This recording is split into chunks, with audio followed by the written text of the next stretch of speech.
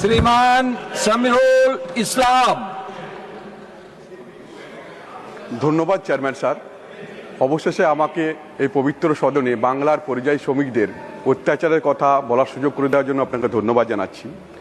আমি অবাক হয়ে যাই বারবার এই পবিত্র সদনে পশ্চিমবঙ্গ থেকে আসা বিভিন্ন রাজ্যের পরিযায়ী শ্রমিকদের যে অত্যাচারের কথা এই পবিত্র সদনে এর আগে অনেকবার বলেছি। পশ্চিমবঙ্গের সরকার থেকে বারবার কেন্দ্রীয় সরকারকে জানানো হয়েছে বাংলাভাষী পরিযায়ী শ্রমিকদের অত্যাচারের কথা, কিন্তু অত্যাচার তো কমেইনি, বরং দিন দিন এই অত্যাচারের মাত্রা বেড়েই যাচ্ছে। স্যার, বাংলা ভাষা বলা কি অপরাধ? তাদের অপরাধটা কোথায়? দিল্লি থেকে আরম্ভ করে উড়িষ্যা পর্যন্ত যে কোনো রাজ্যে আজকে বাংলায় কথা বললে বাংলাদেশি দাগিয়ে কখনো ডিটেনশন ক্যাম্পে রাখা হচ্ছে, কখনো ডিটেনশন ক্যাম্পে রাখা হচ্ছে। শ্রমিকরা, বাংলার মানুষ দেখছে, বিশ্বাসঘাতক বিজেপিকে দেখছে। আজকে বাংলা ভাষী অত্যাচারের উপরে যখন কথা বলতে যাচ্ছি, বিজেপি কি করছে সেটা বাংলার মানুষ 2026-এ জবাব দেবে। স্যার, আজকে বাংলা ভাষায় কথা বলা কি অপরাধ?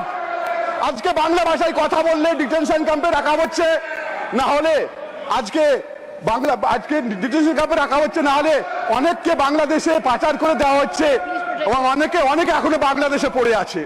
আমি সোনালী খাতুন বলে একটা মহিলার কথা বলি, যে প্রেগনেন্ট লেডি, যার 1952 সালে জমি দলিল ছিল, তাকে দিল্লি পুলিশ মেরে বাংলাদেশে পাঠিয়ে দেওয়া হয়েছে। এখনো অনেকে বাংলাদেশে পড়ে আছে। আমি পার্লামেন্টে একটা স্ট্যান্ডিং কমিটি করার অনুরোধ করছি এবং এর ইনভেস্টিগেশন করা হোক।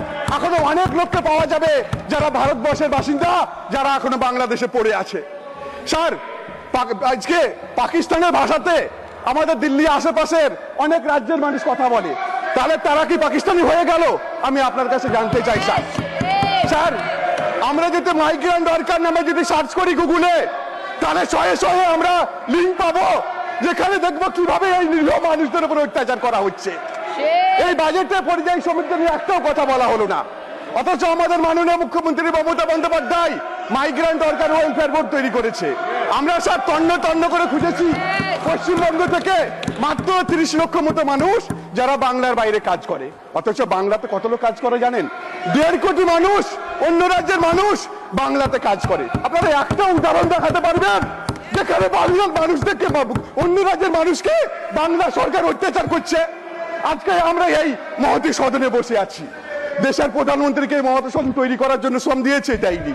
পুরো সাংসদ শ্রম দিয়েছে, দেয়নি। আমি শ্রম দিয়েছি, দেয়নি। আপনি দিয়েছেন, দেননি। সেই দিয়েছে এই পরিযায়ী শ্রমিকরা। তারা রক্ত ঘাম দিয়ে এই সংসদ ভবন তৈরি করেছে, বড় বড় ব্রিজ তৈরি করেছে, আমরা যে বাড়িতে থাকি তারা তৈরি করেছে। আজকে এই বাংলাভাষী পরিযায়ী শ্রমিকদের উপর অত্যাচার কেন করা হবে?